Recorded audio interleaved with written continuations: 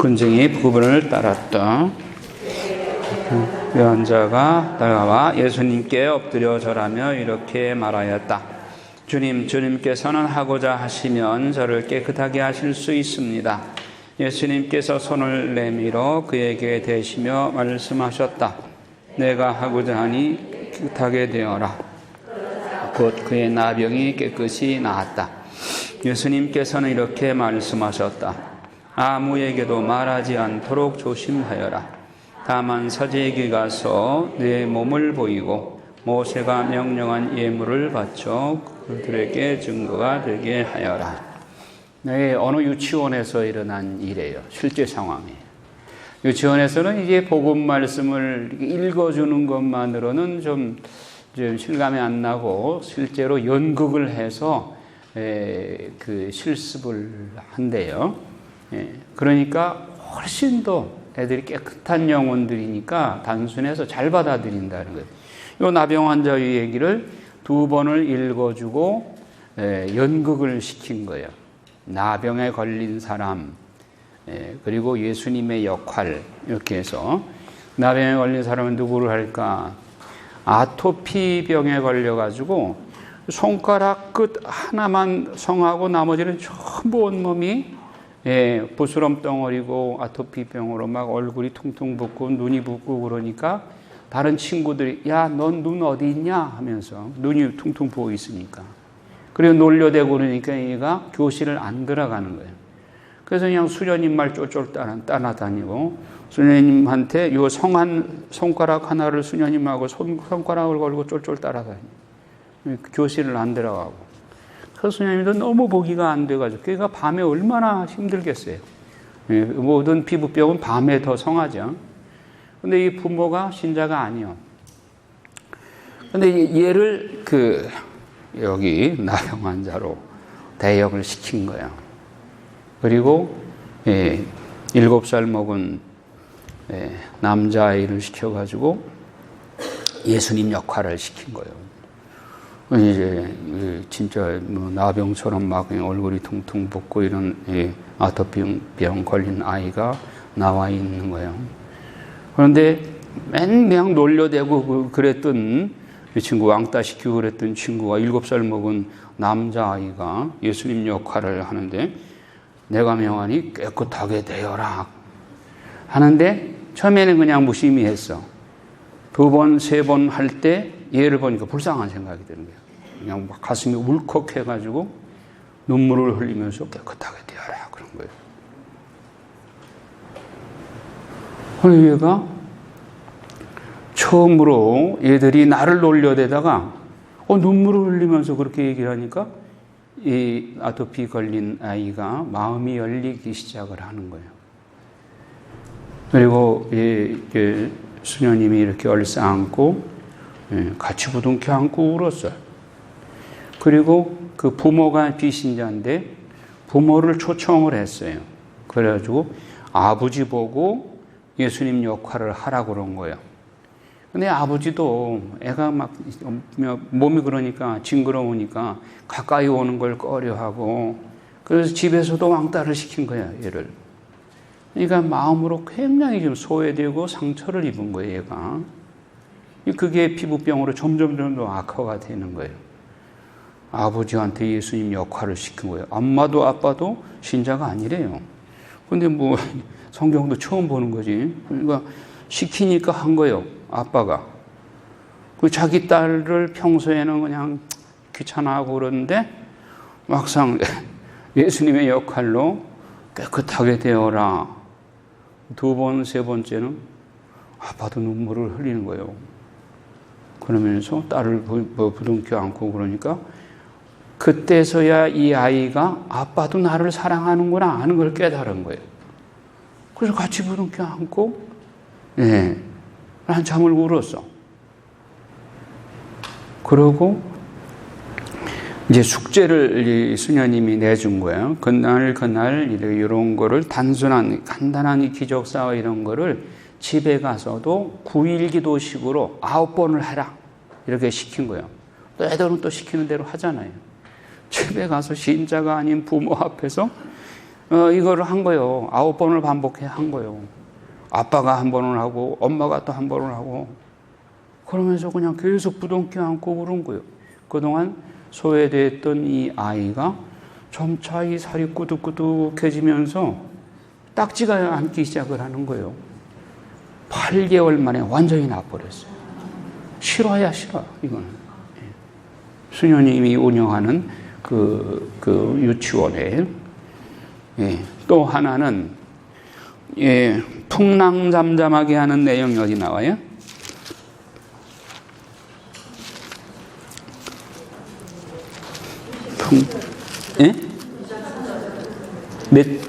무슨 복음? 마태복음 8장? 8장 23절 봅시다. 풍랑을 한치다 나오죠. 읽어요. 예수님께서 배에 오르시자 제자들도 그분을 따랐다. 그때 호수에 큰 풍랑이 일어 배가 파도에 뒤덮이게 되었다. 그런데도 예수님께서는 주무시고 계셨다. 제자들이 다가가 예수님을 깨우며 주님 구해 주십시오. 저희가 죽게 되었습니다. 그러자 그분은 왜 겁을 내느냐? 믿음이 약한 자들아 하고 말씀하셨다. 그런 다음에 일어나서 바람과 호수를 꾸짖으셨다. 그러자 아주 고요해졌다. 그 사람들은 놀라워하며 말하였다. 이분이 어떤 분이시기에 바람과 호수까지 걱정하는가? 자, 이 내용이 마르코 복음을 한번 봅시다. 4장 35절. 거기는 예수님께서 고물에서 그리고 제자들이 예수님께서 39절에 보면 그러자 예수님께서 깨어나시어 바람을 꾸짖으시며 호수도로 잠잠해져라 조용히 하라고 호령을 하시죠. 요 내용을 가지고 이제 연극을 또 한 거야. 자, 여기서 등장하는 인물이 예수님 그리고 제자들 그렇게 나오죠.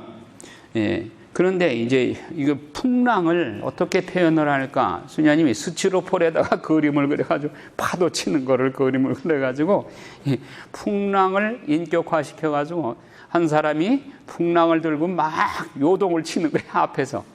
근데 그 역할을 누구한테 맡길까 했더니, 그 300명 어린이들 중에서 아주 말썽꾸러기가 있는 거야. 막 그냥 애들 꼴밤도 주고, 남자아이가 그렇게 괴롭히고 약한 아이들, 어린애들을 막 가서 때리고 괴롭히고 그러네. 근데 왜 그렇게 괴롭히나 수녀님이 원인을 물어보니까 집에서 엄마한테 3대 맞고 왔대. 왜 맞았냐? 늦게 일어나서 한 대 맞고, 밥 늦게 먹어서 한 대 맞고, 발 안 닦고 자서 한 대 맞고. 그러니까 그렇게 집에서 스트레스가 쌓이니까 와서 유치원에 가서 푸는.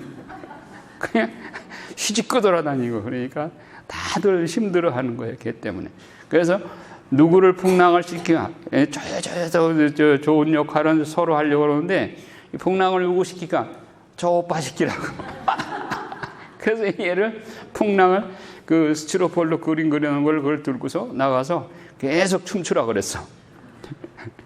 그러니까 뭐 그걸 들고서 막 요동을 치고 춤을 추는데 그러면 예수님 역할을 누가 할까? 제일 어리고 제일 고통을 많이 받은 애한테 시켰어. 그래서 얘가 꼬마가 나와가지고 예수님 역할을 하는데 막 앞에서 요동치고 그러고 있는데 풍랑이 거기다 대고 잠잠해져라고 고함을 지르는 거야. 그러니까 얘가 놀래가지고 그걸 떨어뜨려 버렸어. 그거 푹 주저앉았어. 그 움직이질 않는 거야. 그러니까 수녀님이 계속 해야지. 그러니까 안 일어나. 그러더니만 얘가 얌전해져 버린 거야. 그러더니만 얘가 집에 가서 해도 돼요? 그런 거예요. 집에 가서도 9일 동안 하라고. 9일 기도식으로. 그래서 이 내용을 가지고 자기 사실은 수녀님한테 아빠 얘기를 하는 거야. 아빠가 술을 많이 먹는데 술만 먹고 들어오면 집에 들어오자마자 커튼을 열어 제끼고 그때부터 춤추기 시작한대. 혼자서 자기 방에서. 그래서 요 내용을 아빠 엄마하고 같이 이제 연극으로 꾸민 거야. 그래가지고 이 아들이 예수님 역할을 하고 아빠한테 풍랑을 하라고 그걸 들고 술 거나하게 먹고 들어왔는데 춤을 추려면 이거 들고 추시라고. 그래서 그걸 들고 한참을 춤을 추는데 아들이 잠잠해져라고 그러니까 아버지도 놀래가지고 주저앉아 버렸어. 그다음부터 술 주정 안 한대.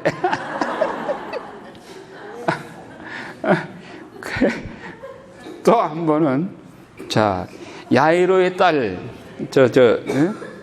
탈리타쿰 하는 거 어디 나와요?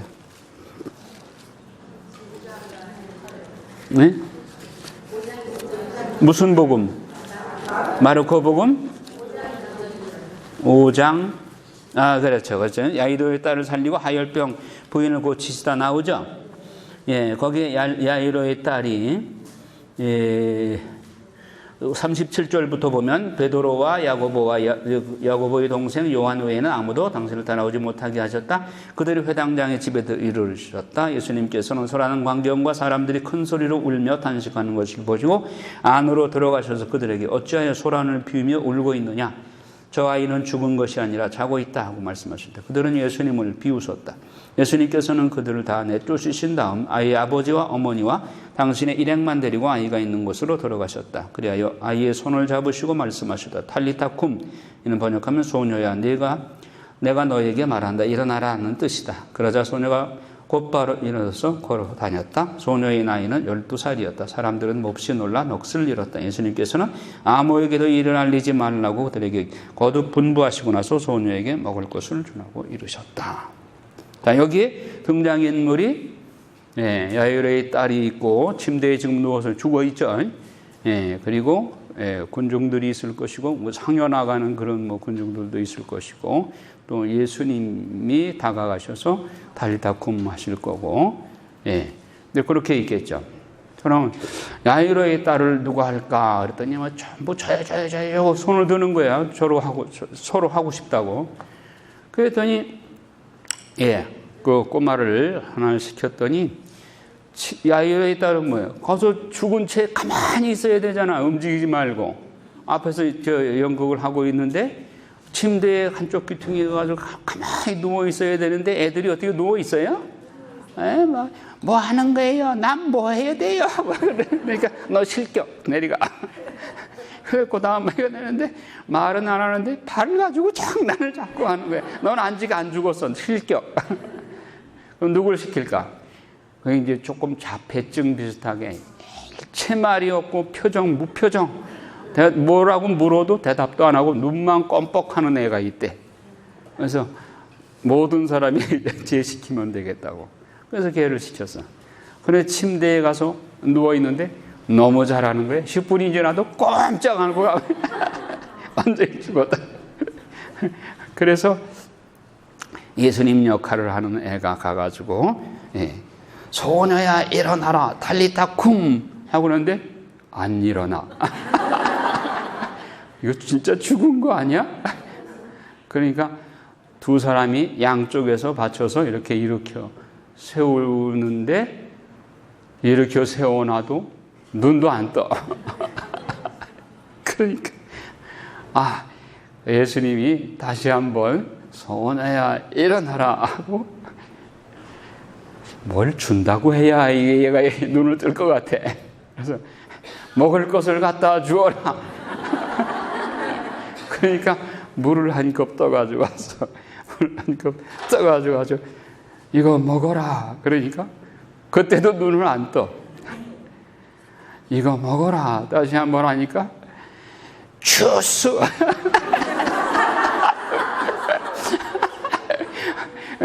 물은 싫다 그거야. 주스. 그래서 이제 얘가 물을 들고 있다가 너무 놀래가지고 떨어뜨려 버렸어. 잔을 깨뜨려 버렸어. 그래서 주스를 가지러 간 길에 그래서 주스 한 잔 먹어라. 그러니까는 주스 2잔.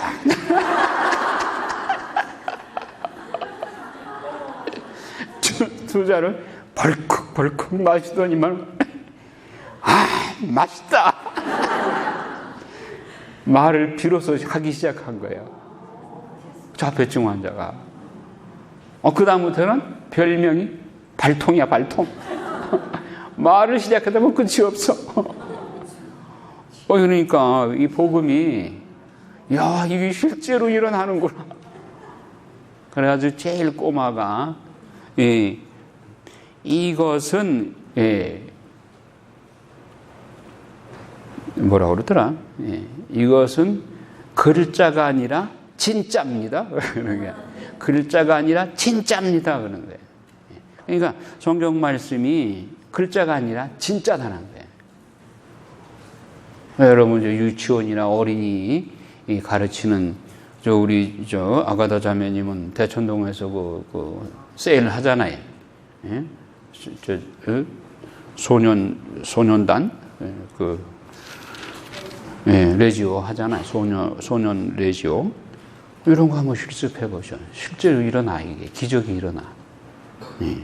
그 아토피 환자가 그렇게 그냥 낫다고 그러잖아요. 8개월 만에 낫대. 싫어요, 싫어. 자, 공부를 합시다.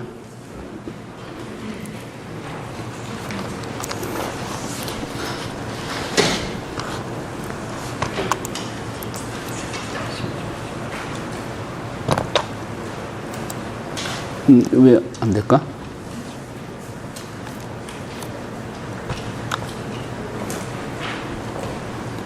가만히 있어봐요.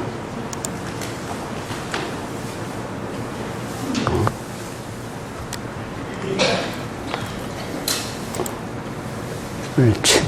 자, 유대 페레아 지역, 이제 여러분 교재의 156쪽이고, 이제 마지막 때를 준비하고 있습니다. 아직 때가 되지 않았기에 예수님께서는 예루살렘에 오르지 않으신다. 목숨의 위협이 있었기에 요르단 동편의 안전한 이방인 지역 페레아에 머무르시면서 3개월 정도 활동을 하신다.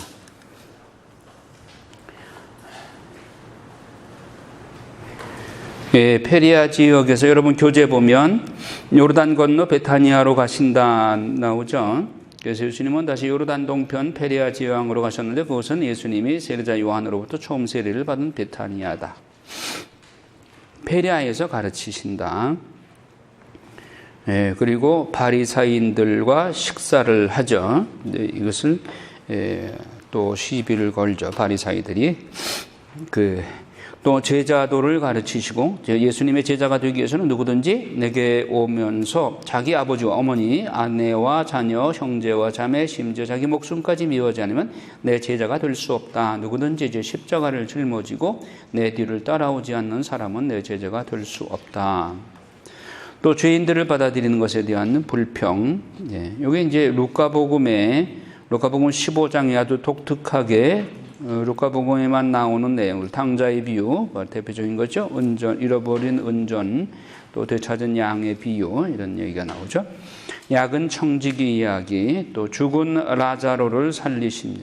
자, 이게 죽은 라자로를 살리신 후에 산헤드린 최고 법정에서 예수님을 죽이기로 결정을 해버립니다. 왜냐하면 죽은 라자로까지 살렸다면 이제는 바리사이들, 율법학자들, 자기들의 팬들이 다 예수님께로 가버릴 것이다. 그러면 이제 위험하다 해서 그 보면 요한복음 11장 45절 이하에서 최고위회가 예수님을 죽이기로 결의를 하죠. 그래서 그 페레아 지역에서 마르타의 요청을 받고 오빠가 죽었다, 빨리 와달라. 그래서 나흘이 지난 후에 라자로의 무덤에 가서 죽은 라자로를 살리시죠. 그 자리에서 마르타와의 대화에서 예수님이 나는 부활이요 생명이니 나를 믿는 자는 죽어도 살겠고 무릇 살아서 나를 믿는 자는 영원히 죽지 아니하리라, 이 말씀을 하십니다. 그리고 예루살렘으로 이제 마지막 여행을 가시는데 예수님은 마침내 예루살렘에 가기로 결정하신다. 이때 나병 환자 10명이 예수님께 소리를 지르며 자신들을 불쌍히 여겨달라고 간청한다. 예수님은 이들의 나병을 고쳐주셨지만 사마리아 출신의 나병 환자 한 명만 예수님께 돌아와서 감사를 표현한다. 예수님은 사마리아 나병 환자를 격려하고 내 믿음이 너를 구원하였다. 육신적인 병만 나은 것이 아니라 너를 구원하였다. 영신적 구원 은혜도 베풀어 주십니다. 감사하는 영혼에게 구원의 은혜를 주시죠. 기도에 대한 비유, 이혼에 대한 가르침, 또 아이들을 축복하시고 젊은 부자 청년과 영생을 주제로 한 대화 내용, 그리고 이제 3차 순환 예고를 하시고 맹인 바르티메오를 고치시고 세관장 자케의 집을 방문하시고, 이렇게 해서 그다음에 이제 성주간으로 넘어갑니다. 그 공생의 3년의 사역을 마무리하기 위해서 예루살렘에 오르십니다. 이것은 왕으로 예루살렘에 군림하시기 위함이 아니라 고난받는 종이 되고 죄인들의 어린 양이 되기 위함입니다. 공생애를 시작하면서 니코데모에게 밝히신 것처럼 하느님의 사랑을 증거하기 위함이고 모든 사람들로 예수님을 믿어 영생에 이르게 하기 위함이었습니다.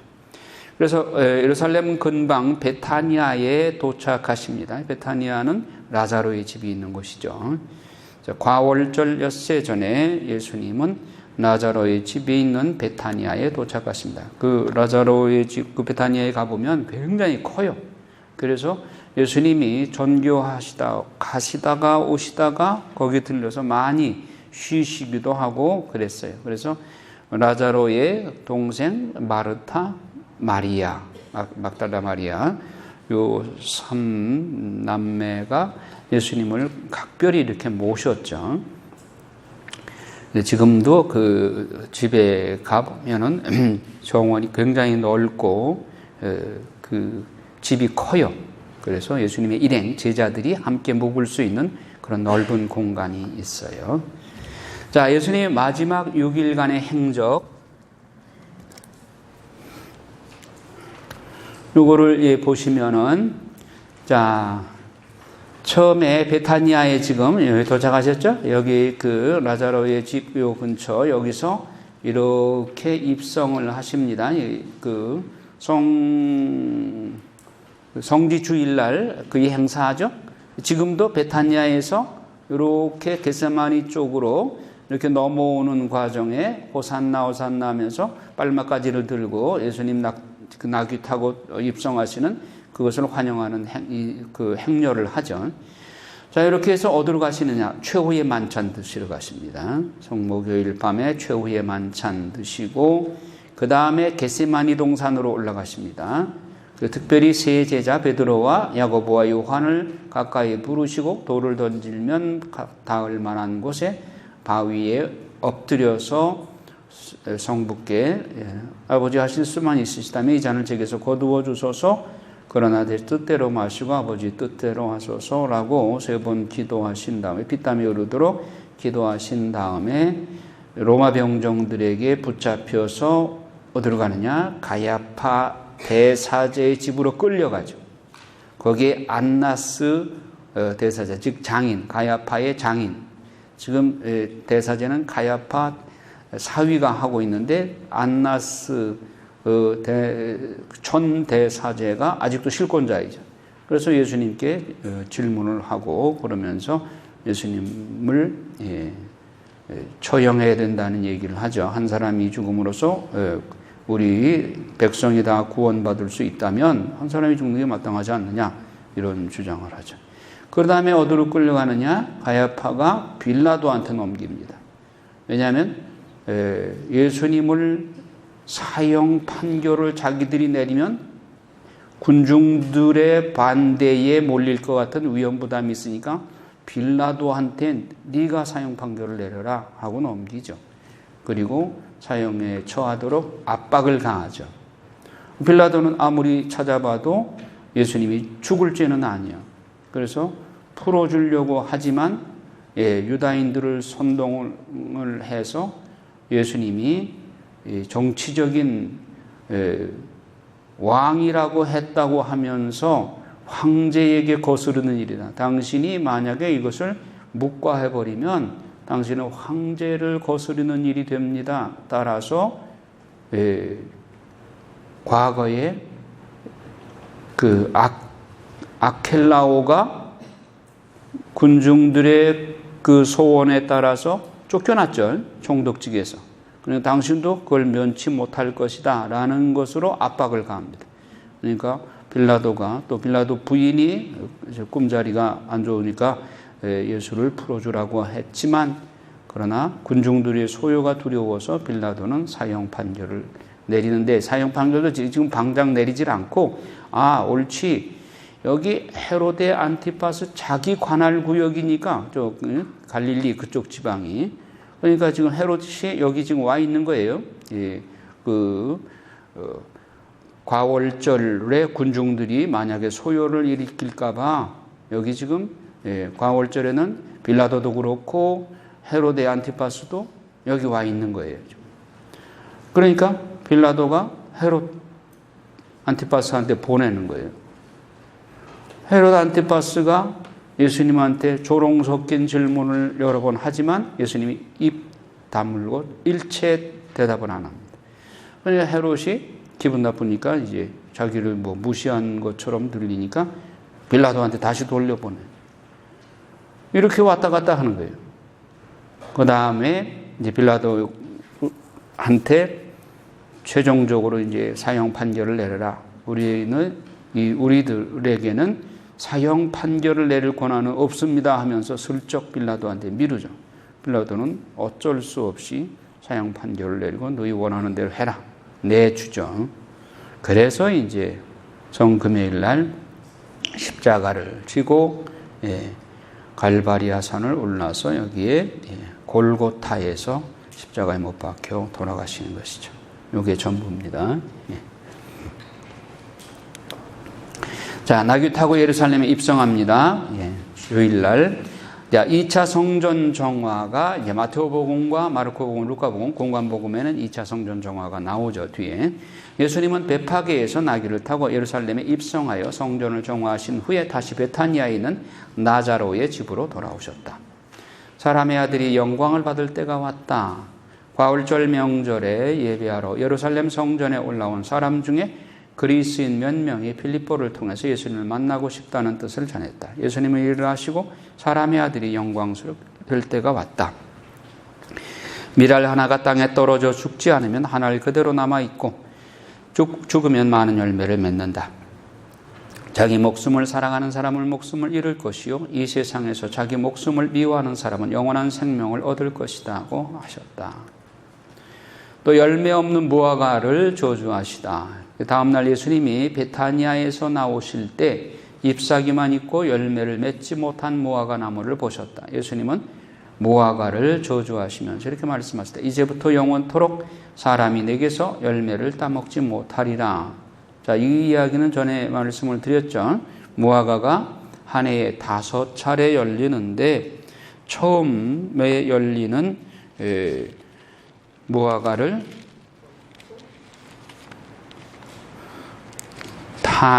테나라고 한다. 자, 마르코복음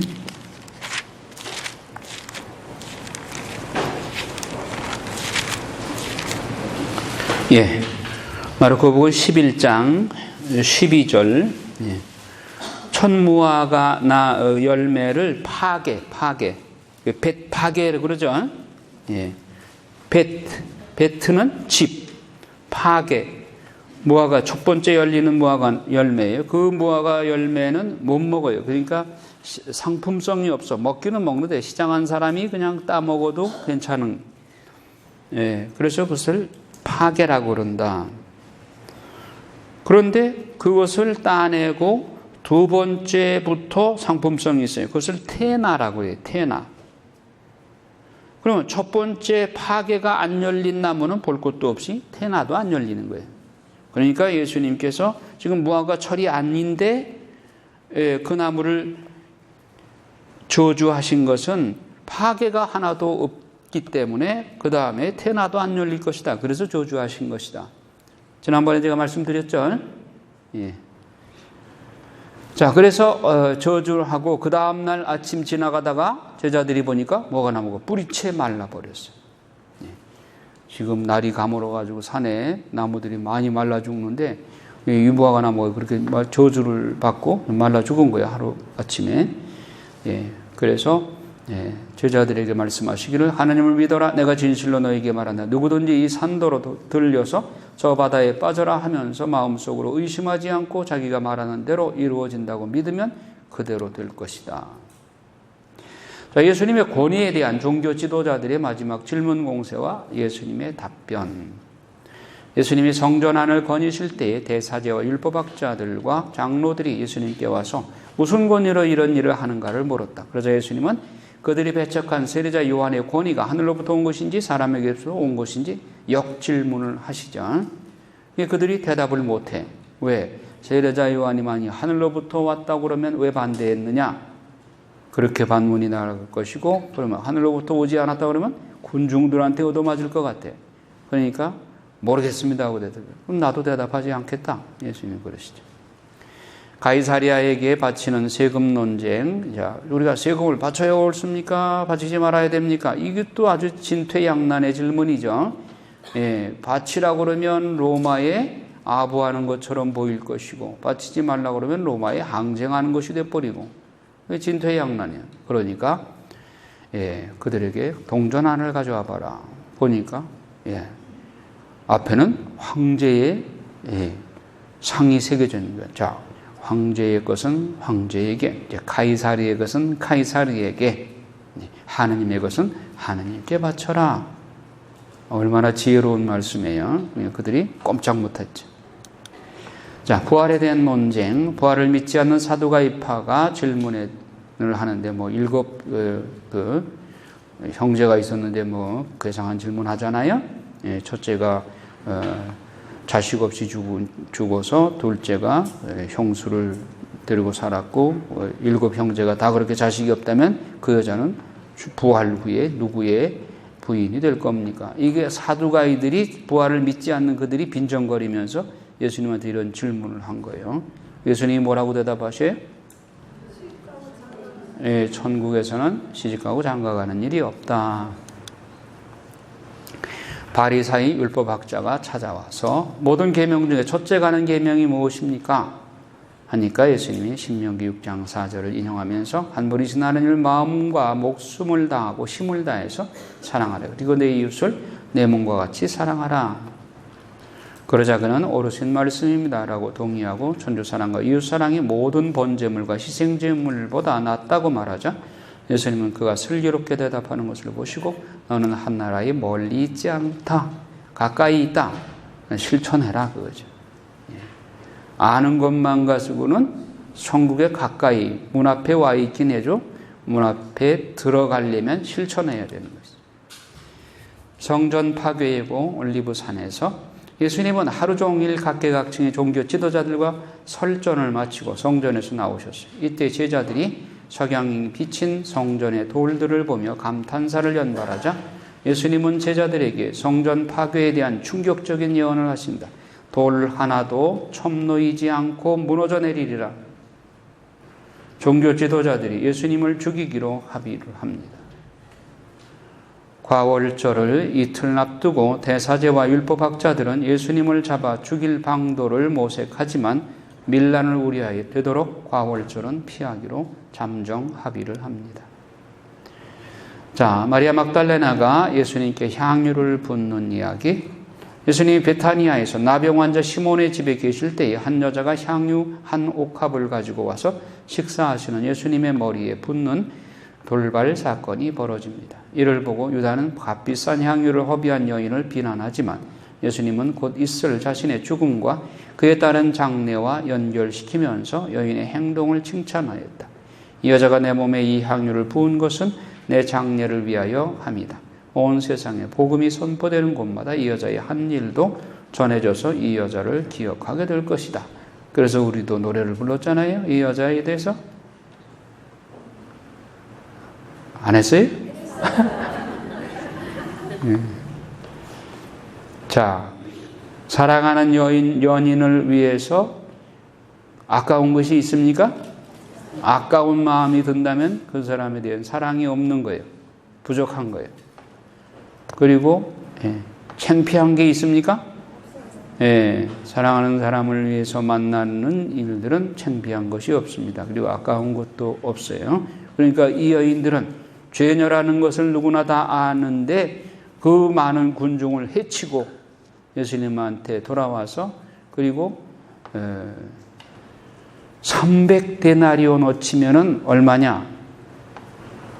2천만 원 상당의 향유 한 그릇에 2천만 원짜리. 유다인들은 여자들이 결혼할 때 자기 남편에게 그리고 평생에 쓸 향유를 2천만 원짜리를 준비해서 자기 결혼 뭐라고 그래요? 그걸로 예물로 준비한다는 거예요. 그러면 마리아 막달레나는 정말 결혼을 위한 준비한 향유를 예수님한테 부어드린 거죠.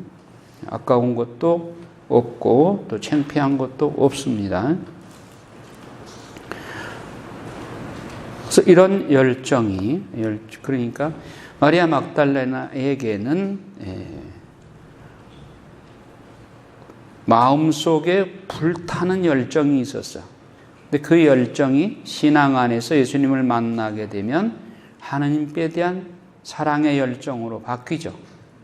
그러니까 혹 우리 각자가 타고난 성격이 다 다른데 아주 급한 성격인 사람들, 분노도 에너지라고 그래요. 분노 에너지를 예수님한테 조련사인 예수님의 손을 거쳐서 잘 다듬어지면 하나님께 대한 사랑의 열정으로 변해. 하나님도 어쩔 수 없는 사람은 어떤 사람이에요? 미지근한 사람, 게으른 사람. 게으른 사람은 어떻게 할 수가 없어.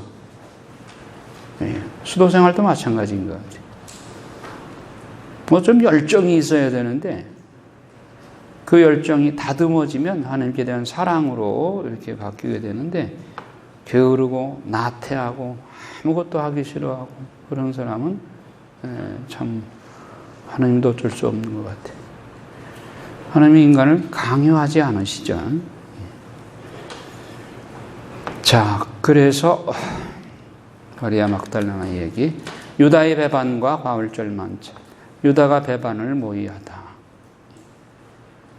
여러분, 유다를 절대로 변호해서는 안 됩니다.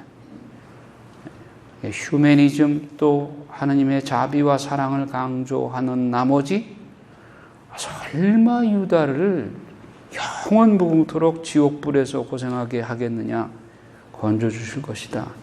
그런 소리 하는 사람이 있어요. 아까 제가 얘기했듯이 자비의 때와 심판의 때, 이거 구별 못하면 그런 혼란에 빠져요. 자비의 때에 그는 회개 안 했어요. 그러면 끝이요, 끝. 나중에 심판의 때에 가가지고 하나님 자비하신데 그럴 수 있습니까? 그런 말 안 통해요, 거기 가서.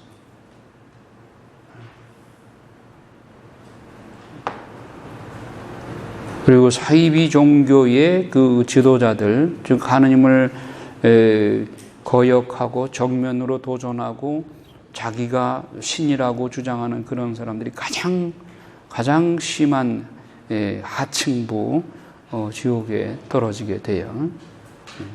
하나님을 모독한 죄, 이런 것이 가장 큰 죄인 것이죠. 향유 사건 이후 유다는 은전 30립의 스승을 대사제에게 팔아넘기기로 결심합니다. 과월절 만찬이 있고 예수님은 무교절 첫날 곧 과월절 양 잡는 날이 되자 제자들과 함께 과월절 음식을 먹을 수 있는 장소를 준비하게 하셨다. 예수님은 제자들과 과월절 식사를 함께하는 자리에서 제자들의 발을 씻어주셨고 유다가 자신을 배반하게 될 것을 예언하셨다. 또한 제자들이 예수님을 버리게 될 것을 예언하셨다. 유다에게 예수님이 네가 할 일을 하여라 하는 그 말이 무슨 뜻인가? 예수님은 12 사도들에게 당신이 어떻게 살아야 될 것인가 이미 다 충분히 가르쳐 주셨어요. 그러니까 내가 이성적으로 판단해서 내가 해야 할 일, 마땅히 해야 할 일. 그러니까 인생에는 세 가지 길이 있다고 그랬죠? 가야 할 길, 가고 있는 길, 가고 싶은 길. 세 가지가 일치하는 사람이 제일 성공적인 삶을 사는 사람이에요. 가야 할 길, 가고 있는 길, 가고 싶은 길. 가야 할 길은 뭐예요? 성경 말씀에 나오는 예수님이 우리에게 지시하신 그 길, 가야 할 길이에요. 그 길을 내가 현재 가고 있는가, 그리고 그 길을 내가 가고 싶어 하는가, 이게 일치해야 성인의 삶을 사는 것이고 후회 없는 삶이고 의로운 길인 거예요. 그런데 유다스에게 가야 할 길을 네가 가라고 하신 말이죠. 네가 할 일을 하여라. 그럼 현재 그 길을 가고 있는가? 배반의 길을 가고 있어. 그리고 내가 가고 싶어하는 그 길이 바로 배반의 길을 지금 가고 싶어 하고 있어. 유다스가. 가야 할 길을 안 간 것이요. 과월절 만찬 자리에서 예수님은 제자들에게 이 땅에서 마지막 고별 설교를 하십니다. 예수님은 요한복음 14장에서 17절 다락방 설교라고 그래요. 이건 다른 복음에 안 나오는 내용이죠. 아주 주옥 같은 말씀이죠. 예수님은 자신이 곧 제자들을 떠나게 될 것이고 예수님 대신 보호자 성령이 오실 것을 알려주셨어요. 또한 자신을 참 포도나무로 비유하시면서 제자들이 늘 예수님 말씀 안에 머무는 삶을 살도록 권면하십니다. 대사제의 기도 17장에 고별 설교로 마무리하십니다. 그리고 겟세마니 기도에서 예수님은 제자들과 과월절 만찬을 마치시고 겟세마니 동산에 가서 밤새도록 기도하시죠. 아버지 하실 수만 있다면 이 잔을 제게서 거두어 주소서. 그러나 제 뜻대로 마시고 아버지의 뜻대로 하소서. 그리고 팔리시고 붙잡히시고 예수님이 겟세마니 동산에서 기도를 마치셨을 때 배반자 이스가리옷 유다가 대사제가 보낸 무장한 무리와 함께 예수님을 체포하러 왔다. 베드로의 순간적인 저항이 있었지만 제자들은 모두 두려움을 느낀 나머지 도망가고 예수님은 순순히 체포되셨다. 안나스에게 신문을 받으시다. 아까 얘기했죠. 가야파 법정으로 가서 체포된 예수님은 그의 대사제인 가야파의 장인 안나스에게 끌려가 신문을 받으셨다. 신문 도중 대사제의 부하 중 하나가 예수님을 때리자 예수님은 자신의 무죄를 주장하신다. 내가 말을 잘못하였으면 그 잘못한 것을 증언해 봐라. 그러나 바른 말을 하였다면 왜 나를 치느냐? 가야파에게 신문을 받으시다. 예수님은 안나스에게서 다시 가야파에게로 넘겨져 신문 받으신다. 이때 예수님을 걱정한 베드로와 요한이 함께 가야파의 집들까지 들어왔지만 베드로는 계집종 앞에서 예수님을 3번 부인하게 된다. 한편 대사제들과 사내들인 공의회원들은 신성모독죄로 예수님을 죽일 증거를 찾지만 성공하지 못하자 예수님을 직접 신문하기 시작한다. 가야파는 예수님께 살아계신 하느님 앞에서 맹세를 하고 당신이 하느님의 아들 메시아인지 밝히시오. 이 세상에 가장 어리석은 질문이 이 질문 같아. 가야파가 하느님 앞에서 당신이 내가 살아계신 하느님 앞에서 맹세를 하는데 네가 정말 하느님의 아들이냐? 라고 하는 질문. 이 질문보다 어리석은 질문이 어디 있어? 하느님의 아들을 앞에 놓고 그분한테 내가 하느님의 이름으로 맹세하노니 네가 하느님 아들 맞냐? 어리석은 질문이죠. 너희는 사람의 아들이 전능하신 분의 오른쪽에 앉아있는 것과 하늘의 구름을 타고 오는 것을 볼 것이다. 예수님이 대답하시죠. 산헤드린 최고위에 유죄 판결을 내리고 예수님을 빌라도 총독에게 넘기기 결정합니다. 자, 유다의 죽음. 예수님이 최종적으로 유죄 판결을 받고 총독에게 넘겨지자 이스가리 유다는 예수님을 배반한 것을 후회하고 대사제들에게 가서 자신이 받은 은전 30을 돌려줍니다. 그러나 유다의 제안은 거절당하고 결국 유다는 스스로 목을 메어 자살한다. 한번 팔아넘기고 그걸 다시 물러달라고 하는 이 어리석은 것이죠. 누가 받아줘요? 빌라도 앞에 서시고 빌라도는 내가 유다인의 왕인가? 라는 질문에 예수님은 내 말이 옳다 하고 대답하십니다. 대사제들이 여러 가지로 고발하였으나 예수님은 더 이상 말씀이 없이 침묵하신다. 자, 빌라도는 예수님이 갈릴리아 사람인 것을 알고 때마침 과월절 명절을 맞아서 예루살렘에 와 있던 헤롯 안티파스에게 예수님을 인계하였다. 헤롯 안티파스가 갈릴리아 지역의 공식적인 통치자였기 때문이다. 서로 핑퐁 게임 하듯이 예수님이라는 자기들 앞에는 골치 아픈 이거를 서로 피하는 거죠. 예수님은 헤롯 안티파스 앞에서도 묵비권을 행사하고 다시 빌라도에게 넘겨진다. 빌라도 앞에서 다시 서셨다. 빌라도는 예수님이 사형에 해당할 정도로 흉악한 죄인이 아님을 확신하고 전례대로 과월절 사면령을 이용해서 예수님을 풀어주고자 하자. 그러다 대사제들과 그가 사주한 측근들은 예수님 대신 바랍바를 풀어달라고 요구하면서 예수님을 십자가형에 처하라고 소리질렀다. 결국 빌라도는 밀란을 우려하여 그들의 요구대로 십자가형을 최종 선고하고 예수님을 군병들에게 넘겼다. 예수님을 강도로 붙잡힌 바랍바만도 못하게 취급한 거예요. 창조주를 피조물이 흉악범 바랍바보다도 못하게 취급한 거예요. 로마 군인들의 조롱을 받으신 로마 군병들은 예수님의 옷을 벗기고 홍포를 입히고 가시관을 엮고 머리에 씌우는 등 온갖 조롱을 하면서 침을 뱉고 예수님의 머리를 쳤다. 예수님을 단순한 인간으로 생각할 것이 아니라 창조주 하느님을 이렇게 빨가벗기고 이렇게 모욕을 가한 거예요. 인간이. 피조물인 우리 인간이. 그분 앞에 심판받아야 할 우리 인간이 심판관이신 예수님을 이렇게 모욕을 드린 거예요.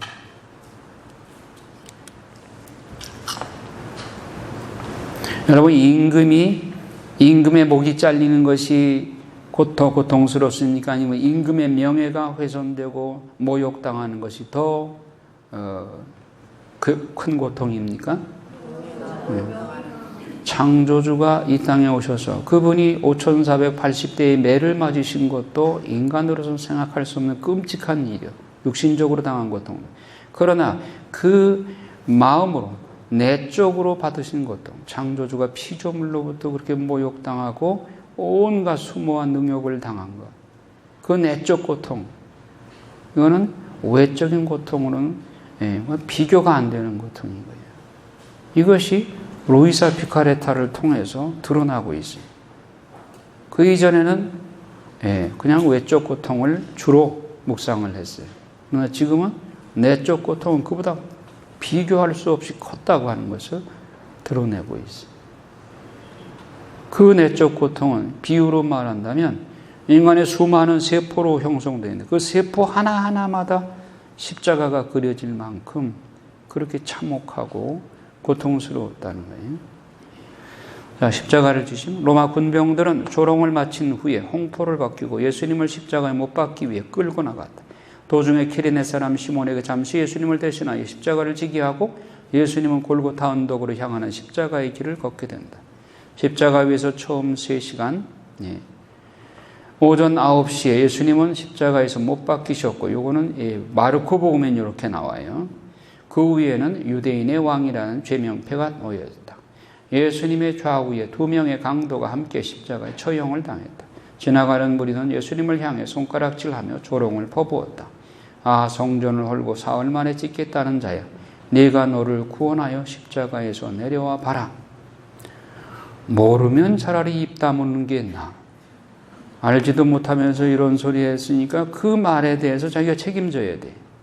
우리도 마찬가지예요. 제대로 모르면서 남을 이렇게 비판했다고 하는 그것이 남아요.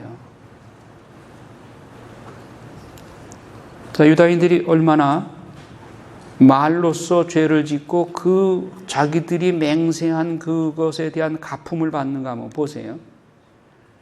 정오 12시부터 오후 3시까지 어두움이 임했고 예수님은 엘리 엘리 레마 사박타니를 외치며 운명하셨다. 예수님의 죽음과 함께 일어난 현상들. 예수님의 죽음과 함께 성소의 휘장이 위에서 아래로 찢어져서 둘이 되었고 땅이 진동하여 바위가 터지고 무덤이 열리고 죽은 자들이 부활하는 놀라운 사건들이 연이어 벌어졌다. 십자가형을 집행한 로마 백부장은 심히 두려워하여 이렇게 고백하였다. 이분이야말로 진실로 하느님의 아들이었다. 이 로마 백부장은 지금 시성되어 있어요. 론지노, 창으로 찔렀던 론지노. 여러분 베드로 대성전에 들어가 보면 지하에 교황님들 무덤으로 내려가는 그 무덤 계단 있죠. 계단 위에 크게 세워진 석상이 바로 론지노 석상이에요. 론지노 주교예요. 나중에 주교가 돼서. 아리마테아 요셉의 무덤에 안장되신 예수님이 십자가 위에서 운명하시자 아리마테아 요셉은 담대하게 빌라도에게 찾아가서 예수님의 시체를 달라고 요구해 장례를 치러 주었다. 이 아리마테아 요셉은 여러분 그 마리아의 비밀에 보면 12살 때 잃어버렸다가 다시 사흘 만에 찾았죠. 그때 어디 계세요? 아리마테아 요셉 집에 가서 묵으셨다고 그래 나오죠. 물론 이것은 역사적 근거는 없지만은 전승으로 그렇게 내려오죠. 그러니까 바리사이 중에 아리마테아 요셉과 니고데모 이런 분들은 예수님에게 우호적인 그런 사람들이었어요. 그리고 아리마테아 요셉은 자기 무덤에 예수님을 모셨고 무덤 곁의 여인들, 갈릴리아에서 예수님과 함께 온 일단의 여인들은 예수님의 무덤과 시체를 어떻게 두었는지를 보고 돌아가 향품과 향유를 준비하여 율법을 좇아 안식일이 끝날 때까지 집에서 쉬었다. 그 유대인들이 예수님을 십자가에 못 박아 빌라도한테 그런 말을 하죠. 이 사람의 피에 대한 책임은 우리가 지겠습니다. 그랬죠. 그 얼마나 참 자기들이 후회 막심한 그런 맹세죠. 예수님이 흘린 그 피에 대한 대가는 우리가 받겠습니다. 그러잖아요. 유다인들이 그에 대한 대가를 2000년 동안 받고 있잖아요. 크리스찬들은 그래서 입을 조심해야 되는 거예요. 우리는 예수님의 이름으로 말하고 생각하고 살고 있기 때문에 행동하기 때문에 우리의 생각과 말과 행동은 예수님의 이름으로 하는 거예요. 그것이 말이 씨가 되는 거예요. 축복해지면 그 축복이 축복으로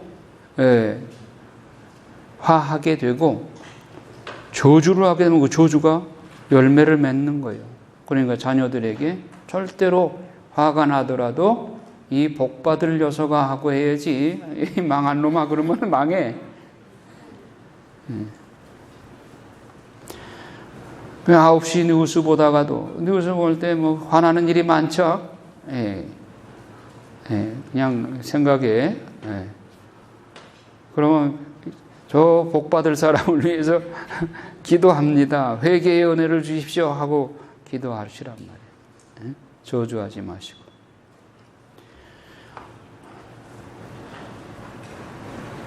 안식일이 끝난 후 첫날 새벽 여인들은 미리 준비한 향품을 가지고 예수님 무덤으로 갔다. 무덤 입구를 막고 있던 돌이 옮겨진 것을 보고 놀란 여인들이 천사들이 나타나 부활의 기쁜 소식을 전했다. 두려워하지 마라. 너희가 십자가에 못 박히신 예수님을 찾는 줄을 나는 안다. 그분께서는 여기에 계시지 않는다. 말씀하신 대로 그분께서는 되살아나셨다. 와서 그분께서 누워 계셨던 것을 보아라. 여인들은 부활의 기쁜 소식을 듣고 사도들에게 전했지만 이들은 믿지 않았다. 자, 여기서 믿고 안 믿고가 이 판가름이 납니다. 막달라 마리아에게 나타나신 부활하신 예수님은 7 마귀에 사로잡혔던 막달라 마리아에게 먼저 나타나셨다. 자, 제자들보다 즉 사도들보다 마리아 막달라에게 먼저 발현하신 것은 분명해요. 이걸 봐서. 그러나 마리아, 성모 마리아 어머니에게 제일 먼저 발현하셨다고 하는 것이 이거는 너무나도 당연한 거예요.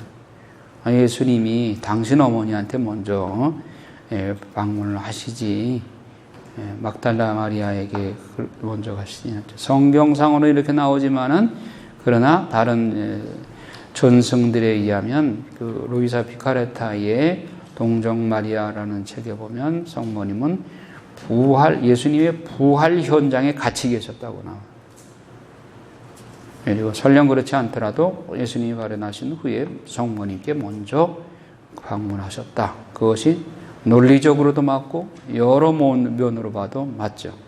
그 다음엔 마리아 막달레나, 그 다음에 제자들에게, 그 제자들한테는 막달레나가 가서 베드로와 요한에게 말하니까 그들이 그때서야 무덤으로 달려가잖아요. 그렇죠? 순서가 그렇다는 겁니다. 경비병이 대사제에게 예수님의 부활을 보고한다. 자, 그러니까 성경에 성모 마리아가 무덤에 갔다는 얘기가 없죠. 그것은 예수님의 부활 현장에 계셨기 때문에 구태여 또 무덤에 갈 필요가 없다는 거죠. 빈 무덤에. 그렇게 간접적으로도 증명을 할 수가 있죠. 예수님의 부활은 무덤을 지키고 있던 경비병들에게 알려지고 이들은 급히 대사제들에게 상황을 알렸다. 그러면 또 이상하다. 이 마리아가 그러면 막달레나하고 늘 같이 계시고 뭐 그러셨던데 왜 막달레나에게 얘기 안 했어요? 얘기 안 하셨대. 책에 나오잖아요. 성모님이 그런 비밀은 철저하게 지키셔. 당신한테 먼저 발현하셨다 하는 거를 막달레나 이리 와봐. 나한테 먼저 부활하신 예수님이 발현하셨어 하면서 호들갑을 떨지 않으셨다.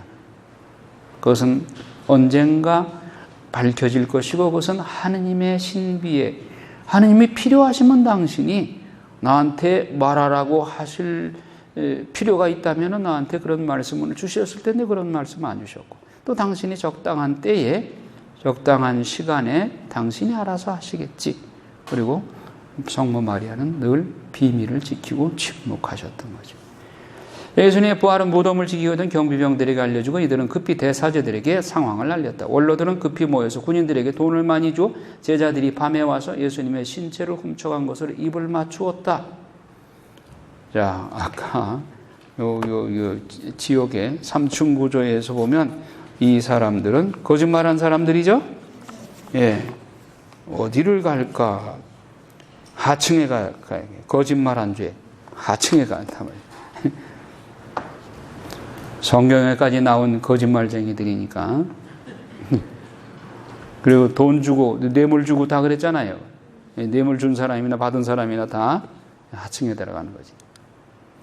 엠마오로 가던 제자에게 나타나신 부활하신 예수님은 엠마오로 내려가는 2명의 제자에게 나타나셨고 성경을 자세히 풀어서 예수님의 죽음과 부활에 대한 가르침을 주셨을 때 가슴이 뜨거워졌고 빵을 떼어 주실 때에 주님을 알아보았다. 이들은 다시 예루살렘으로 돌아가 사도들에게 이 소식을 전하였다. 자, 엠마오의 2 제자들이 예수님과 같이 가면서 예수님이 아직 누구신지 몰랐지만 그분이 성경 말씀을 말씀하실 때 우리의 가슴이 얼마나 뜨거웠던가 그랬죠. 말씀을 듣고 뜨거워지는 거. 로고스가 레마로 바뀌는 겁니다. 로고스는 객관적인 말씀을 말하는 거예요. 이 말씀이 내 안에 들어와서 내 안에 성령의 불을 지르는 거. 이것이 레마예요. 레마. 성경 읽다 보면 어떤 말씀이 그냥 확 가슴에 와 닿는 경우가 있죠. 가슴이 뜨거워지고 그게 레마인 거예요. 로고스가 말씀이 내 안에 들어와서 나를 감동시키는 거예요. 그런 체험들이 있죠.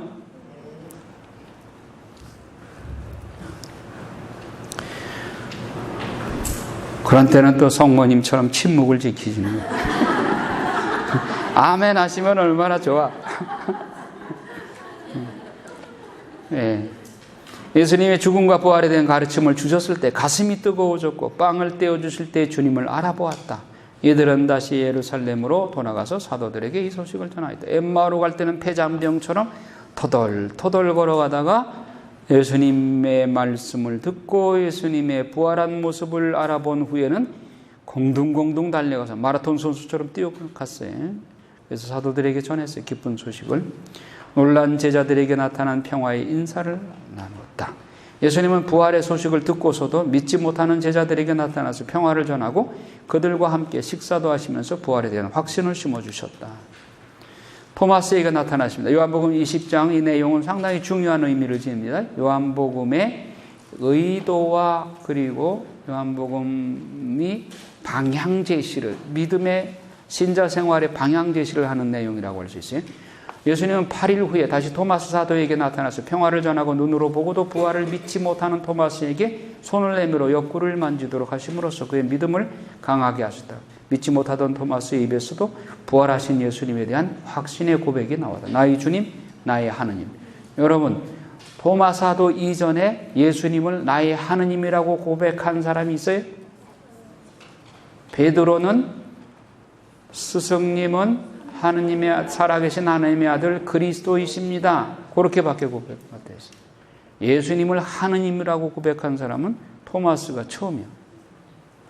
그러니까 토마스 사도를 항상 지각생이라고 또 믿지 못한다고 보지 않고는 믿지 못한다고 토마스 사도를 믿음이 약한 사람 그렇게 말해서는 안 된단 말이에요. 최초로 예수님을 하느님이라고 고백한 믿음이 두터운 분이야 사실은. 그래서 난 토마스 사도한테는 이렇게 그 오명을 씻어드리기 위해서 토마스 사도를 이렇게 가는 곳마다 죽여 세워드리니까 천국 들어가면 토마스 사도가 번떡 일어나가지고 나의 은인이 왔다고 반가워할 것 같아. 그래요. 진짜 나의 하느님이라고 처음으로 예수님께 고백을 했어. 그랬더니 예수님께서 도마야 너는 보고야 믿느냐? 보지 않고도 믿는 자가 진복자로다. 이게 방향 제시인 거예요. 앞으로는 보지 않고 믿는 믿음, 이것이 필요하다. 사도들, 예수님의 현존 체험을 했던 사람들 다 치명했고 이제는 보지 않고 믿는 믿음이 중요한 것이다. 방향 제시를 한 것이죠. 갈릴리아에서 7명의 제자들에게 나타나십니다. 예수님은 베드로를 필두로 갈릴리아의 어부 생활로 되돌아간 7명의 사도들에게 나타나셔서 밤새 고기를 한 마리도 낚지 못한 그들에게 그물을 배 오른쪽에 던져라 하시고는 무트로 나가서 숯불을 피워놓고 물고기를 굽고 빵을 준비하시어 와서 아침을 먹어라 하시고 베드로를 따로 불러서 3번 네가 나를 사랑하느냐? 아가페, 필리아 이렇게 단어를 3번 이렇게 바꿔가면서 부르십니다. 라고 질문을 하시고 스승을 배반하는 사랑의 상처를 사랑의 문답으로 치유하시고 처음 주셨던 수익권을 재확인하십니다. 그리고 예수님은 이후에 제자들을 예루살렘으로 보내십니다. 그리고 지상명령으로 갈릴레아에서 제자들에게 지상명령을 주시는데 예수님은 갈릴레아에서 제자들에게 지상명령을 주셨다. 갈릴레아로 돌아간 제자들에게 나타나신 예수님은 처음 그들을 제자로 부르셨던 그 방법 그대로 다시 한번 제자를 부르시나 나는 하늘과 땅의 모든 권한을 받았다. 그러므로 너희는 가서 모든 민족들을 내 제자로 삼아 아버지와 아들과 성령의 이름으로 세례를 주고 내가 너희에게 명령한 모든 것을 가르쳐 지키게 하여라. 보라 내가 세상 끝날까지 언제나 너희와 함께 있겠다. 자, 가서 모든 민족에게 어느 한 민족만이 아닙니다. 모든 민족에게 가서 그들을 누구 제자로 삼으라고요? 예수님의 제자로. 자기 제자가 아니요. 선교사의 제자가 아니요. 예수님의 제자로 삼고 아버지와 아들과 성령, 성부, 성자, 성령 삼위일체의 이름으로 세례를 주고 내가 너희에게 명령한 모든 것을 마음에 드는 규절만이 아니라 모든 말씀을 가르쳐서 지키게 하여라. 가르칠 뿐만 아니라 지키게 하여라. 내가 세상 끝날까지 언제나 너희와 함께 있겠다. 제자들에게 나타나서 다른 사명을 주신다. 내가 내 아버지께서 약속하신 것을 너희에게 보내리니 너희는 위로부터 오는 힘을 입을 때까지 즉 성령을 받을 때까지 예루살렘에 머물러 있어라. 그리고 마지막으로 나타나시고 승천을 하시죠. 예수님은 제자들과 마지막 며칠을 함께 하시고 올리브 산 정상에서 제자들이 보는 앞에서 승천하셨다. 자, 그런데 성주간 과정을 SNF파의 달력에 의해서 성주간을 재구성한 이런 학자가 있어요. 이거는 그냥 참고로만 보세요. 왜 그러냐 하면, 왜 이런 생각을 하는가 하면, 자, 예수님께서 성목요일 밤에 겟세마네 동산 가서 기도를 하시고, 그리고 로마 병정들한테 붙잡혀서 가야파의 법정으로 끌려갔다. 아마 모르기라도 밤 12시는 실이 됐을 거예요. 그러면 그 밤 12시부터 그 이튿날 성금요일 날 아침 적어도 9시까지 일어난 일이 너무 많아. 가야파의 법정에 갔다가 안나스한테 갔다가 다시 가야파한테 왔다가 빌라도한테 갔다가 빌라도가 다시 헤로데 안티파스한테 보냈다가 다시 빌라도한테 갔다가 거기서 막 십자가에 못 박으라고 외쳐대고, 빌라도는 뭐 자기 부인한테 얘기도 듣고 그래가지고 막 이릴까 저릴까 풀어주려고 애를 쓰다가 마침 두 강도가 있는데 그 중에 이제 한 사람을 풀어줘야 되는데 누구를 풀어줄까? 그러니까 예수를 나는 풀어주고 싶은데 했더니 그 강도를 풀어주라고 그러고 옥신각신하고 하는 게, 이게 과연 한 7, 8시간 안에 이게 다 이루어지겠는가. 너무너무 많은 일이 벌어졌죠. 그리고 또 감옥에도 갇혀요, 예수님이. 감옥, 지난번에 성주순례 갔던 사람들 감옥도 가봤죠. 예수님이 갇혔던 감옥. 다 잊어버리셔서? 네, 다음번에 갈 때 그거 들려볼 거예요. 그러면 그 7, 8시간 안에 어떻게 그 일이 다 벌어지겠는가? 그리고 그 이튿날 적어도 또 빌라도 법정에서 재판받고 사형 선고받고 그리고 십자가 지고 올라가고 하는데, 그러니까 이런 주장이 나온 거예요. SN의 달력에 의하면 성주간 과정이 수요일 날, 수요일 새벽 겟세마네 동산에 있었던 예수님 체포 작전은 속전속결로 일어났다. 예수님께 대한 1차 신문은 가야파 대사제의 장인인 안나스에 의해서 행해진다. 가야파는 즉시 산헤드린을 소집했다. 안나스의 질문에 예수님은 퉁명스럽게 대답하셨고, 대사제의 부하 한 사람이 예수님의 뺨을 때렸다. 그러자 예수님이 내가 말을 잘못하였다. 그럼 그 잘못을 청구하여, 그렇지 않다면 네가 왜 나를 때렸냐?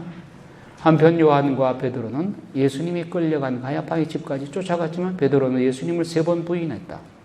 마침 안나스의 신문이 끝나고 예수님은 결박당한 채 가야파에게 넘겨졌고, 이때 예수님과 베드로의 눈빛이 마주쳤다. 예수님의 눈빛은 베드로의 심장에 비수처럼 꽂혔고 베드로는 후회와 탄식에 눈물을 흘리며 통곡하였다.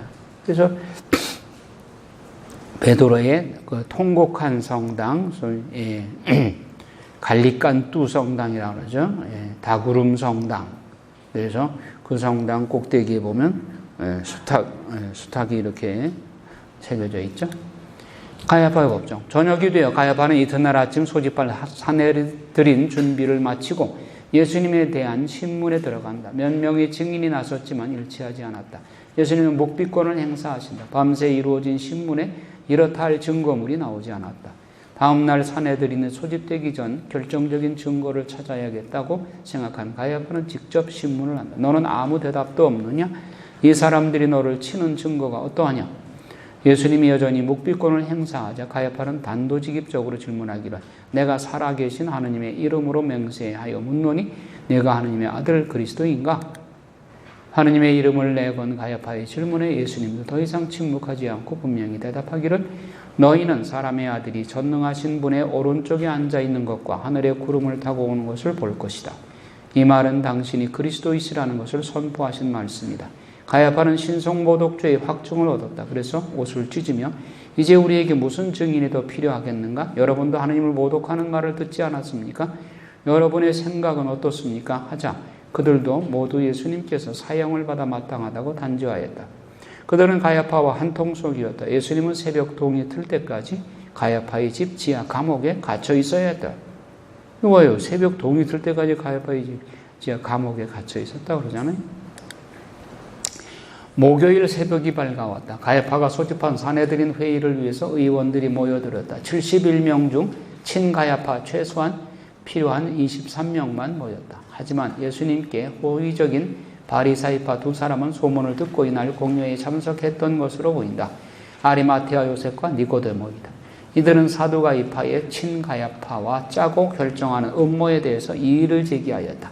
그러나 역부족이었다. 요셉이라는 사람이 있었는데 그는 의회 의원이며 착하고 의로운 사람이었다. 이 사람은 의회의 결정과 처사에 동의하지 않았다. 루카복음에 나오죠. 목요일 새벽에 열린 사내들인 공회는 요식 행위에 불과했다. 사전에 이미 신성모독죄로 예수를 처형하기로 모의해놓고 있죠. 그러나 유대 최고기관인 사내들이는 성전 안뜰에 이방인이 함부로 들어가는 경우를 제외하고는 사용 집행권이 없었다.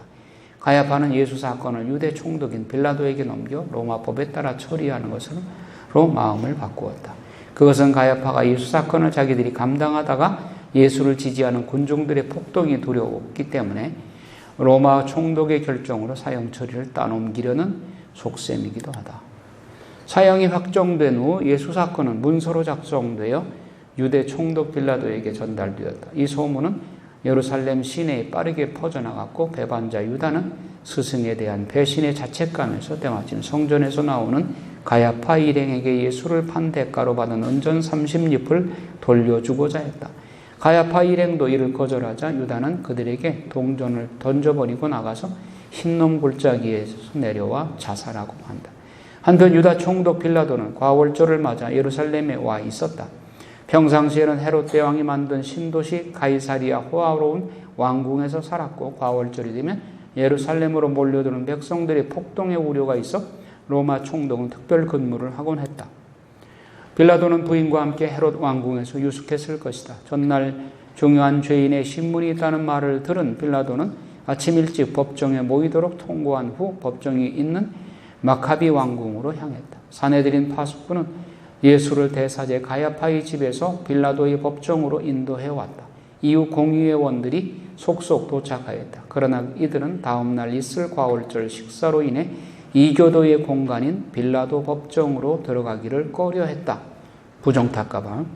사람들이 예수님을 가야파의 저택에서 총독 관저로 끌고 갔다. 때는 이른 아침이었다. 그들은 몸이 더러워져서 파스카 음식을 먹지 못할까 두려워 총독 관저 안으로 들어가지 않았다. 법정 안으로 들어올 수 없는 사내들인 공의원들이 상황을 고려하여 빌라도가 법정 밖으로 나와서 물었다. 그래서 빌라도가 그들이 있는 곳으로 나와 무슨 일로 저 사람을 고소하는 것이요 하고 물었다. 증인들의 고소를 들어본 빌라도는 즉시 예수 사건이 로마법 관할 밖이라고 판단해 심리를 거부했다. 여러분이 그를 데리고 가서 여러분의 법대로 재판하시오. 그러자 산헤드린 공의회원들은 예수 사건을 교묘하게 로마법에 속하는 정치적 사건으로 둔갑시킨다. 우리는 이자가 우리 민족을 선동한다는 사실을 알아냈습니다. 황제에게 세금을 내지 못하게 막고 자신을 메시아 곧 임금이라고 말합니다. 그러자 빌라도는 예수를 데리고 법정 안으로 들어가서 신문하기 시작한다. 빌라도와 예수님 사이에는 하느님 나라, 진리 등을 주제로 상당히 진지한 대화가 오고 갔다. 빌라도는 신문 결과 예수가 열심당의 반군의 괴수라기보다는 차라리 철학자요 무고한 이상주의자에 가깝다고 변론을 내렸다. 예수를 데리고 밖으로 나온 빌라도는 사내들인 공의회원들에게 신문 결과를 공표했다. 나는 그에게서 아무 제목도 찾지 못하였죠. 그러자 군중은 고함소리와 아우성으로 외쳐댄다. 빌라도는 예수님에게 항변할 기회를 주었다. 그들이 너를 쳐서 얼마나 많은 것으로 증언하는지 듣지 못하느냐? 그러나 예수님은 한마디도 대답하지 않으셨다. 예수님을 향한 무리의 고소는 더욱 거세어졌다. 무리가 더욱 강하게 말하되 이 자는 갈릴레아에서 시작하여 이곳에 이르기까지 온 유다 곳곳에서 백성을 가르치며 선동하고 있습니다. 이 말을 들은 빌라도는 예수가 갈릴레아 출신인 것을 알고 마침 바월절을 맞아 예루살렘에 와 있는 헤롯 안티파스에게 예수님을 넘겼다. 초대교회 전승에 의하면 헤롯 안티파스는 안토니우스 요새에 머물렀던 것으로 전해진다. 예수의 무죄를 확신하고 방면하고자 한 빌라도는 예수의 관할권에 속한 헤롯 안티파스의 승인만 떨어지면 곧 그렇게 집행할 참이었다. 예수를 인계받은 헤롯 안티파스는 무척 기뻤다. 한때 그는 예수를 죽이고자 했지만 이제는 생각이 바뀌어 예수에 행한다는 기적을 자신의 눈으로 직접 보기를 원했다. 그 사람이 세례자 요한을 죽였잖아요. 그 죽인 후에 또 예수님 얘기가 나오니까 죽었던 세례자 요한이 다시 살아났나? 이렇게 의아하고 예수를 만나기를 호기심에서 원했어요. 그러나 예수님은 미신에 사로잡힌 헤롯 안티파스에게 일체의 기적도 행하지 않으셨을 뿐만 아니라 어떤 대답도 하지 않으셨다. 예수님의 침묵은 헤롯 안티파스에게 모욕으로 느껴졌고 그는 군인과 함께 예수님을 조롱했다. 헤롯 안티파스가 보기에도 예수님은 무죄였다. 예수님은 다시 빌라도에게 넘겨졌다. 헤롯 안티파스의 반응을 통해 빌라도 역시 예수님을 무죄 방면하려고 마음을 굳혔다. 그래서 예수님은 죄가 없다. 풀어주겠다. 그런데 이제 유다인들이 빌라도에게 올가미를 씌우죠. 이 사람이 유다인의 왕이라고 그랬다. 그렇다면 우리의 왕은 카이사르밖에 없지 않느냐. 그러면 당신이 이것을 묵인하는 것은 카이사르에게 대한 반항이 될 것이다. 그러니까 겁이 벌떡 난 거지.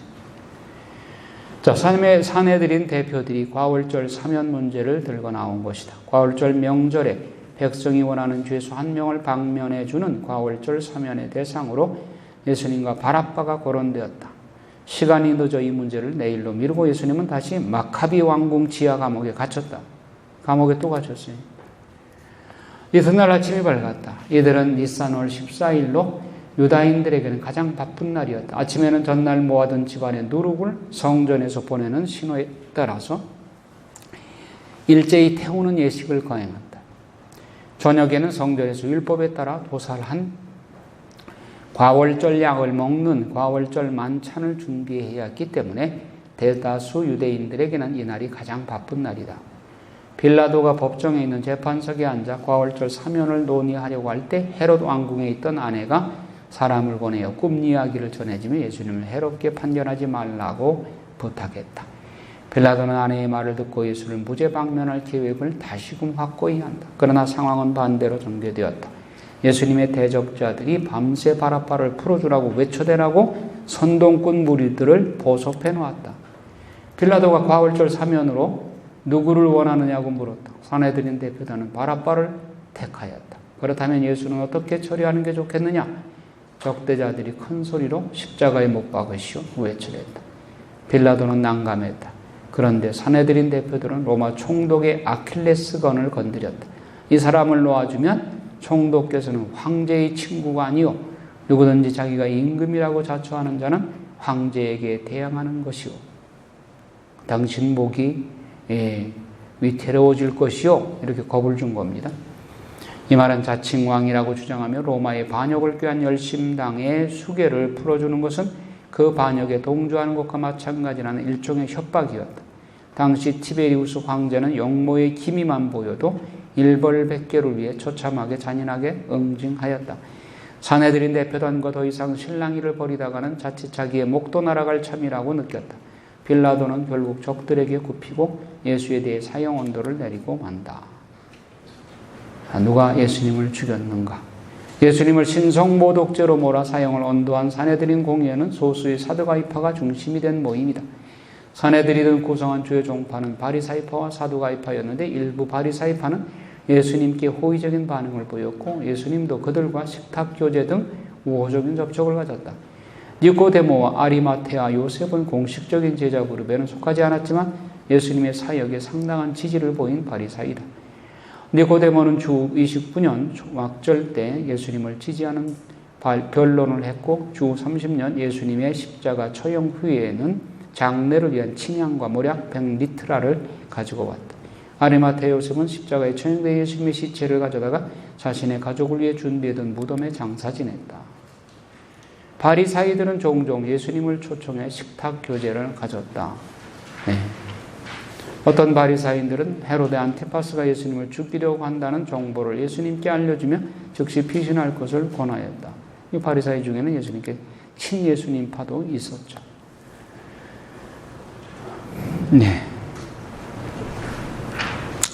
그러나 사두가이파는 예수님의 사역 기간 내내 시종일관 적대적인 태도를 취했죠. 그것은 예수님께서 성전 정화 때 이미 가야파, 안나스, 가야파 대사제와 성전에서 봉사하는 사두가이들의 부정부패에 대해서 정면으로 도전했기 때문에 그들은 아주 애초부터 예수님을 적대시했어요. 사내들인은 로마가 인정하는 유대인 자치기관인데 로마 당국과 사내들인 간의 정치적 밀월 관계는 사내들인이 로마의 통치에 최대한 협력한다는 조건 아래에서만 유지된다. 그러므로 백성들은 그들에게 등을 돌렸다. 대사제와 사제 귀족들을 구성하는 사두가이파에 대한 민중의 적대감은 추후 66년 로마에 대한 대규모 봉기가 발생했을 때에 예루살렘을 접수한 반란군들이 대사제들을 표적 삼아 살인한 것을 보아도 알 수 있다. 그런데 민심을 잃었던 대사제들이 로마에 대한 대규모 반란이 일어났을 때 그들이 반란군의 표적이 되었어요. 제일 미워하던 계층들이었어요. 대사제와 사제들은 민중의 적이었다. 예수님의 사역이 왕성해지고 그를 따르는 자들이 늘어날수록 사내들인 의장인 가야파는 예수님을 죽이고 유대 민족을 구해야 한다는 정치적 결정을 하게 된 것이다. 즉, 한 사람이 백성을 위하여 죽어야 온 민족이 멸망하지 않게 된다는 것을 여러분은 어찌 모르십니까? 라고 말했죠.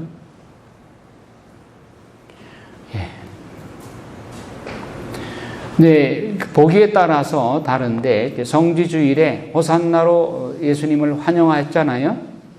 그 사람들이 요 며칠 사이에 십자가에 못 박으라고 그렇게 돌변했을까? 요 주장을 하는 사람은 그때 틀림없이 그 십자가에 못 박으러 외쳐댄 사람들은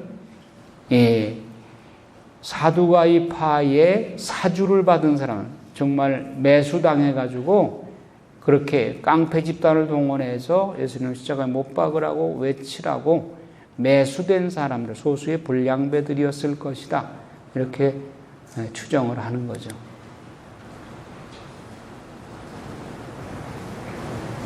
이렇게 해서 오늘 사복음을 다 끝내려고 그랬는데 못 끝냈네.